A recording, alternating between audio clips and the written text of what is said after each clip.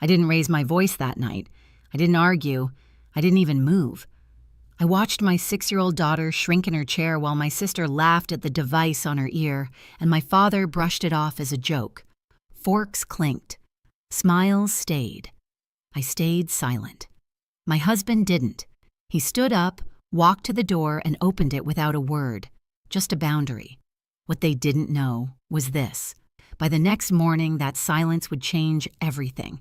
Before I tell you how, tap like, comment where you're listening from, and share if you've ever protected your child from family. My name is Lily.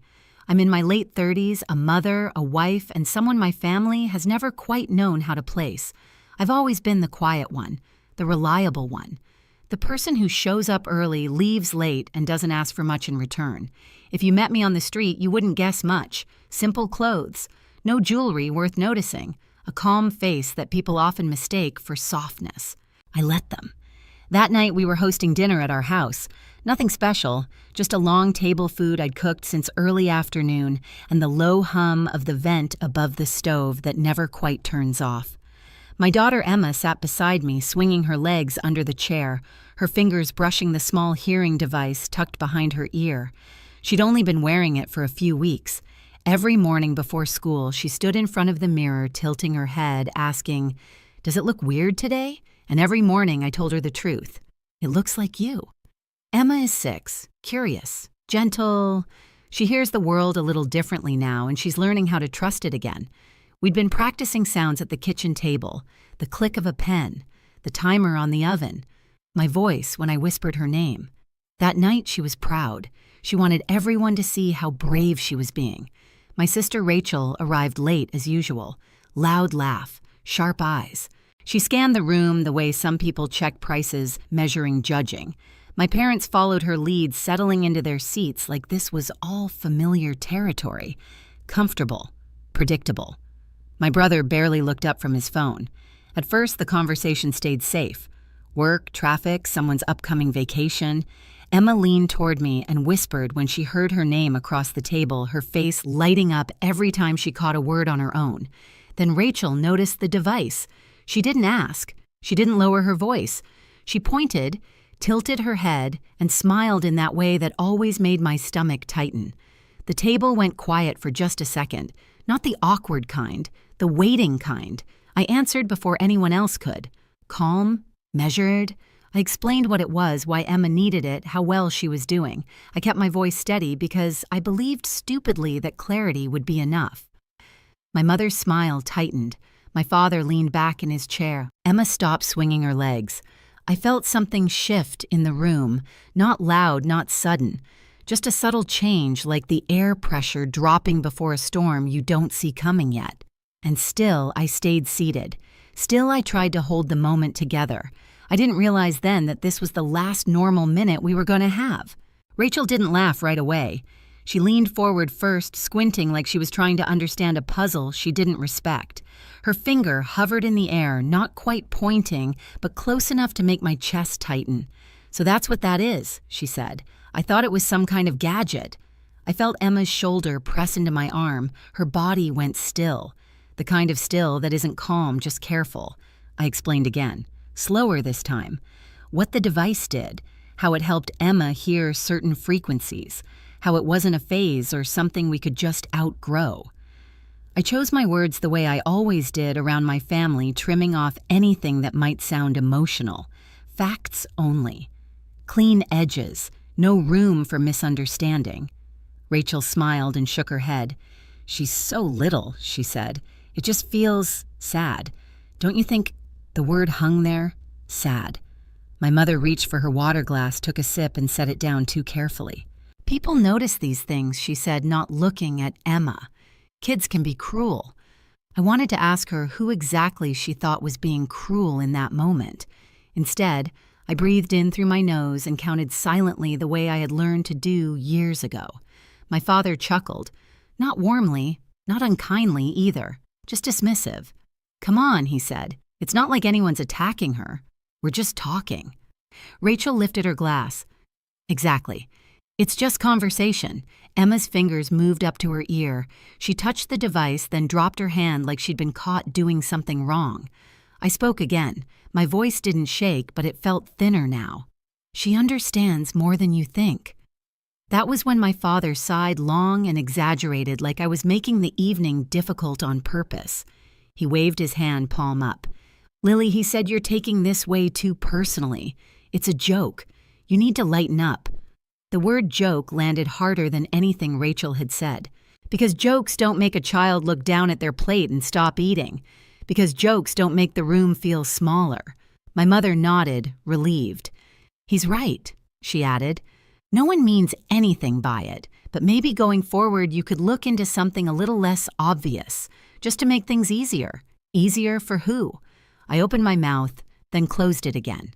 I felt the familiar pressure in my chest, the old instinct to smooth things over to protect everyone else from discomfort. I'd done it my whole life, made myself smaller so the room could stay calm. Across the table, Emma's eyes were glossy. She wasn't crying. She was trying not to. She leaned toward me and whispered so quietly I almost missed it. Did I do something wrong? That was the moment everything inside me stopped negotiating. I didn't answer right away. I put my hand over hers, warm and steady, even though my pulse was loud in my ears.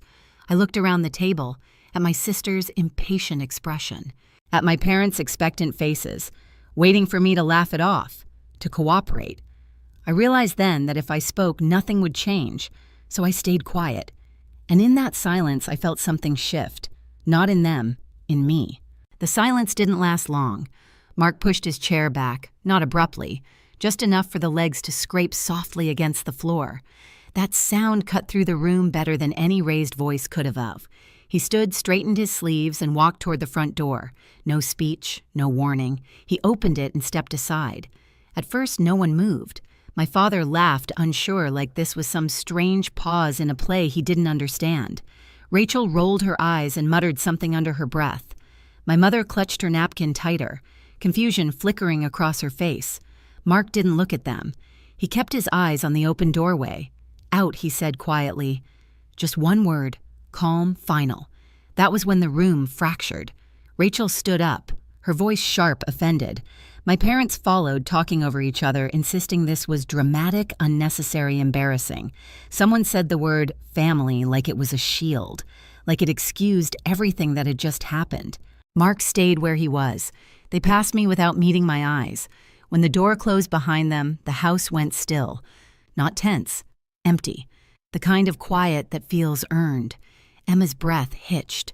I pulled her onto my lap, felt her small body curl inward, like she was bracing for something else to go wrong. "Are they mad at me?" she asked. "No," I said immediately. My voice surprised me. It was steadier than I felt. "They're wrong." She nodded like she wanted to believe me. Later that night, after Mark tucked Emma into bed and waited until her breathing evened out, I went downstairs alone. I didn't turn on the lights. I sat at the desk in the corner of the living room, the one I usually use to pay bills after everyone else was asleep. I opened my laptop. The screen glowed familiar and unremarkable. A simple spreadsheet, rows and columns I'd built over years. Nothing dramatic at first glance, just numbers, dates, notes I'd written to myself and never expected anyone else to see. Tuition payments, medical bills, monthly transfers, all quiet, all consistent. I scrolled slowly. I remembered the first time I added a line, a small one. Just help, I told myself. Temporary, then another, and another. It had become routine, like breathing. Something I did without thinking because I could. I hadn't told them. Not because I was hiding, because I didn't want it to matter. I clicked into my bank portal. The cursor blinked, waiting. I didn't feel angry. I didn't feel vindictive. I felt clear. I started canceling the payments one by one. No drama, no messages attached, just confirmations appearing quietly on the screen. Each click felt like loosening a knot I'd been carrying for years. When I closed the laptop, the house was still quiet. Upstairs, Emma slept peacefully, her hearing aid resting on the nightstand beside her favorite book. By morning, the silence would reach far beyond these walls, and they would finally notice. The first call came just before 7. I was in the kitchen standing barefoot on the cold tile pouring cereal into a bowl, while Emma sat at the counter humming softly to herself. She liked doing that now, testing sounds, playing with them, stretching them out to see how they felt in the air. My phone vibrated against the counter. I didn't look at it. A second call followed, then a third. Mark glanced at me over his coffee mug. I shook my head slightly. Not yet. Emma tilted her head. "Is it loud?" she asked. "No," I said. "It can wait." By the time I walked her to the door and watched her climb onto the bus, my phone had stopped buzzing and started lighting up. Missed calls, messages stacking on top of each other, the kind of urgency people only have when something they rely on suddenly disappears. I drove home slowly. When I walked back into the house, the quiet felt different than it had the night before. Heavier, charged, like the air before a storm finally breaks. I sat at the desk and picked up my phone. The first message was from my mother. There must be some mistake. The school called. They said the payment didn't go through. I typed back calmly. There's no mistake. 3 dots appeared, disappeared, appeared again. Then Rachel called. I answered. "What did you do?" she demanded. No greeting, no hesitation. "I stopped the payments," I said. "What payments?" Her voice wavered just enough to tell me she already knew. "The ones I've been making for years." There was a pause. A long one. "That's not funny, Lily," she said. "The school is saying we owe a huge amount." "I'm sure they are." She laughed sharply. "You don't get to just pull something like this. Sophie and Nathan's education isn't a game." I leaned back in my chair and looked at the window. The street outside was quiet, ordinary. "It's not a game," I said. "It's a responsibility, one that belongs to you and your husband." Her breathing turned fast. "You're not making any sense." So I stopped softening it. "The tuition payments, the ones covering both kids, those came from me." Silence. "I set it up years ago," I continued. "I didn't announce it. I didn't put my name on anything. I just made sure the bills were paid." "You don't have that kind of money," she said finally. Flat, certain. I almost smiled. "I work in medical technology," I said. "That's all you've ever needed to know. But what I actually do, it's done well." Her voice dropped. "How well?" "Well enough to pay for private school, apparently." She whispered my name like she was trying to ground herself. "This is insane. Last night was a joke. You're blowing this out of proportion." A joke, I repeated. That made my daughter touch her ear like it was something shameful. "That's not what I meant." "I don't know what you meant," I said. "I know what happened." She started talking fast then, apologizing without saying sorry, explaining without taking responsibility, promising she'd talk to the kids, that she didn't realize that she was stressed, that it wasn't fair to punish them. "I'm not punishing them," I said. "I'm stepping back." I ended the call. My father called next. He didn't yell. That surprised me. "What's going on?" he asked, his voice tight. "Your mother is upset. The club called. The billing office at her doctor's office called too." "Yes," I said. "I canceled everything." He laughed, disbelieving. "Everything, the membership, the extra medical bills, the support I've been giving your son, all of it." There was a long silence. "Why would you do that?" he asked finally. Over something so small, I closed my eyes. "Small," I said. "My daughter asked me if she was broken." He exhaled sharply. "You're being emotional." "No," I said. "I'm being clear. You never told us you were paying for these things," he said. "How were we supposed to know?" "That's exactly the point," I replied. "You didn't know? You didn't ask? You didn't wonder?" He tried a different approach. "We're family." Family. The word felt thin now. "Family doesn't mock a child," I said. "Family doesn't suggest hiding medical equipment to protect appearances. Family doesn't benefit quietly and then dismiss the person providing it." He went quiet. "I've been covering roughly the same amount every month for years," I continued. "I kept track. I always keep track." "You don't need to do this," he said. His voice had changed, softer, careful. "We can talk." "We did talk," I said. "Last night. You told me to lighten up."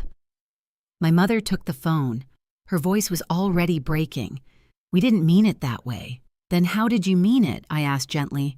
She didn't answer. "I didn't stop supporting you because I was angry," I said. "I stopped because I finally understood something. You didn't respect me. You respected what you thought I couldn't do." She cried then, real tears. "We love Emma," she said. "Love isn't what you say," after I replied. "It's what you do in the moment." I ended the call before she could ask what I knew she was about to ask. My brother called last. He sounded panicked. "My account is overdrawn," he said. "The payment didn't go through. I need to know what's happening." "I stopped making the payments," I said. "What payments?" he asked, confused. "The ones covering your business loan." "That's not possible," he said quickly. "I never took a loan from you. You took one from a bank," I said. "I made the payments." His voice dropped to a whisper. "For how long?" "Years." "Oh my God." He started explaining immediately how he thought the bank had adjusted something, how he assumed things were fine, how he never questioned it. I said, "You just didn't notice." He apologized, over and over, promised to make things right, promised to talk to Rachel, to our parents. "I'm not doing this to teach you a lesson," I said. "I'm doing it because I'm done being invisible." When the calls finally stopped, the house was quiet again, but this time it wasn't empty. It felt balanced. That afternoon, I picked Emma up from school. She ran toward me, smiling, telling me about a sound she'd heard during reading time, a bell she'd never noticed before. "Did you hear it all by yourself?" I asked. She nodded proudly. "I did." That night, I tucked her into bed. She looked at me carefully, the way children do when they're deciding whether to ask something important. "Are they still mad?" she asked. I brushed her hair back. "They're dealing with their own feelings." She considered that. "I don't think I like their jokes." I smiled softly. "You don't have to." After she fell asleep, I stood in the doorway for a long time. The next few days were exactly what you'd expect. Consequences arriving without warning. Adjustments being made. Anger turning into reality. No one asked me to restore the payments. They understood finally that the silence they'd taken for granted had been holding everything up. And once it was gone, there was no pretending otherwise. The fallout didn't come all at once. It arrived in quiet updates, secondhand information, and changes no one announced out loud. Rachel pulled her kids out of the private school. I heard it from my mother, who mentioned it carefully like she was testing where the ground was still solid. New routines, longer commutes, less room for extras. She didn't complain. Not to me. My parents canceled memberships they'd held onto for years. My mother switched doctors. My father sold his car and bought something practical, ordinary. The kind of adjustments I'd been making in my own life for a long time without anyone noticing. My brother took a job he'd once dismissed as beneath him. He stopped talking about potential and started talking about stability. No one asked me to help. That mattered. I redirected the money quietly, the same way I'd always done things, toward programs that helped children like Emma access hearing support earlier, toward families who didn't have the luxury of pretending medical needs were optional. It felt right, clean. At home, the change was gentler. Emma stopped asking if her hearing aid looked strange. One afternoon, she told me a classmate thought it was kind of cool and wanted to know how it worked. She said it casually, like it wasn't something she'd practiced believing yet. I let her get there on her own. The family group chat went silent. No photos, no updates, just space. And in that space, I felt something settle. Not triumph, relief. A week later, Emma brought home a drawing. 3 stick figures. Me, Mark, her. No explanations, no hesitation. "This is my family," she said. I understood then that boundaries don't break families. They reveal them. Emma's hearing aid isn't something we hide anymore. It's part of how she meets the world. Confident, unapologetic. If this story resonated with you, tap like share where you're listening from and tell me, have you ever had to protect someone you love from your own family? Subscribe so you don't miss the next story.